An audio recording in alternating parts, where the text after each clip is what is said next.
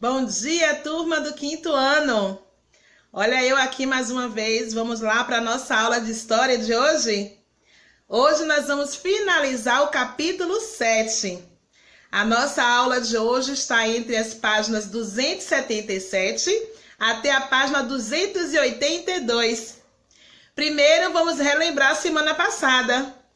Na semana passada nós aprendemos como foi o fim da aliança entre Minas Gerais e São Paulo. E por meio disso, Getúlio Vargas passou a assumir o governo. E com seu governo, ele aprovou várias medidas pela Assembleia Constituinte.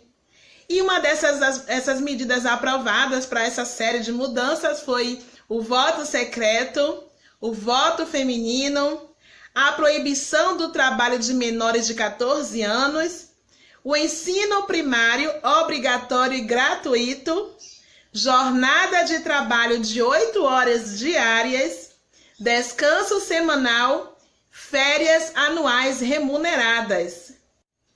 Nós vimos também que após muitas lutas, a participação feminina na política foi regulamentada na Constituição.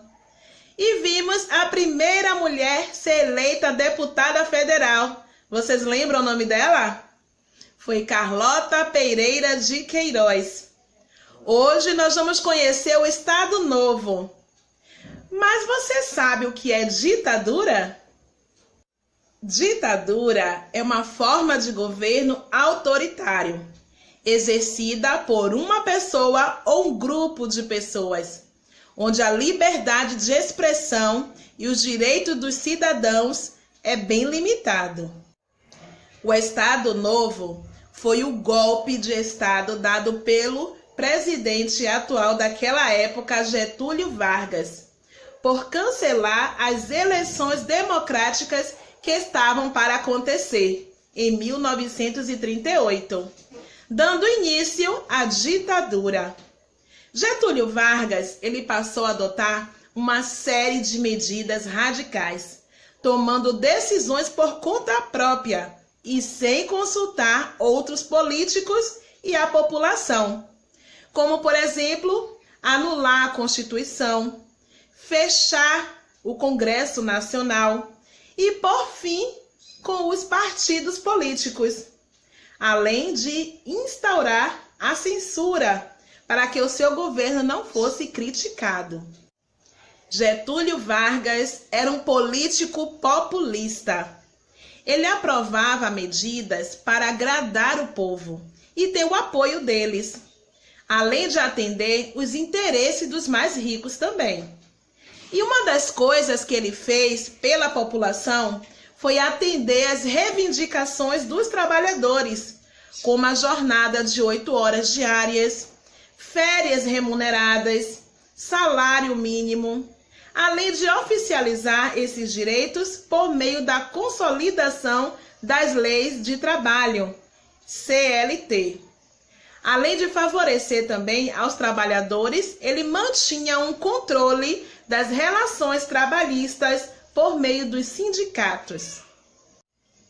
Para divulgar Getúlio Vargas como um líder importante, preocupado com as questões trabalhistas e com os anseios do povo, foi criado o Departamento de Imprensa e Propaganda, DIP, em 1939, para desenvolver as propagandas, anúncios e notícias que falassem bem do governo.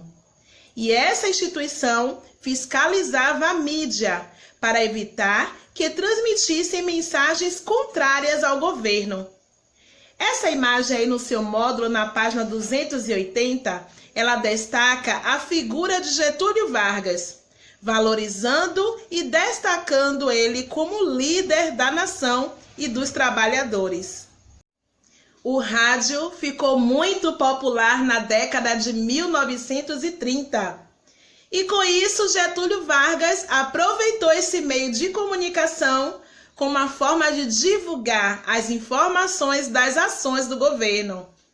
O programa oficial do governo de Getúlio Vargas no rádio, que era transmitido todo dia, se chamava Hora do Brasil. Esse programa, Hora do Brasil, é vinculado até hoje com o nome de A Voz do Brasil. Embora o programa tenha uma linguagem mais informal, hoje ele continua a ser obrigatório nas rádios do país, dedicando a maior parte do tempo transmitindo notícias relacionadas ao poder executivo. Você gosta de carnaval? Na década de 1930, Getúlio Vargas, para controlar a cultura do país, ele passou a assumir a organização oficial do carnaval, que já existia no Brasil desde o século XIX. E para valorizar a imagem do país, o governo de Vargas passou a programar os desfiles, concursos de rua e os conteúdos das músicas.